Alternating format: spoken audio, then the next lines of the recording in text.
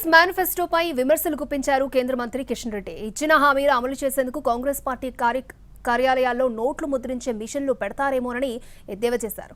గత అసెంబ్లీ ఎన్నికల్లో యూత్, మహిళా, రైతు డిక్లరేషన్ల పేరుతో ఇచ్చిన గ్యారంటీలను అమలు చేసి చూపాలని సవాల్ విసిరారు కిషన్ రెడ్డి. కాంగ్రెస్ పార్టీ ఆఫీసులలో నోట్లు ముద్రించేటువంటి మిషన్లు పెడతారేమో, అన్ని ఆఫీసులలో నోట్లు ముద్రించేటువంటి మిషన్లు పెట్టి ఇస్తారేమో, నాకు తెలియదు.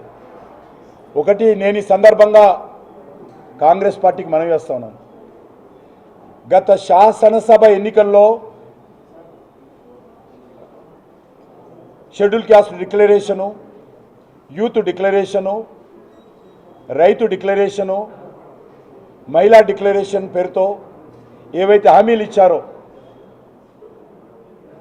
గ్యారంటీల పేరుతో 6 గ్యారంటీల పేరుతో తెలంగాణ ప్రజలకు 100 రోజుల్లో పూర్తి చేస్తామని ఏవైతే 100 రోజుల గ్యారంటీ హామీ ఇచ్చారో, ఎన్నికల ప్రణాళికలో ఏవైతే ఇచ్చారో, దమ్ము ధైర్యం ఉంటే, చిత్తశుద్ధి ఉంటే మీరు ముందుగా గత శాసనసభ ఎన్నికల్లో ఇచ్చినటువంటి హామీలు అమలు చేసి చూపండి. ఆ హామీలు, ఆ గ్యారంటీలు అమలు చేయకుండా తెలంగాణ ప్రజలను ఓటు అడిగేటువంటి నైతిక హక్కు ఈ కాంగ్రెస్ ప్రభుత్వానికి లేదనే విషయాన్ని ఈ సందర్భంగా మనవి చేస్తా ఉన్నాను.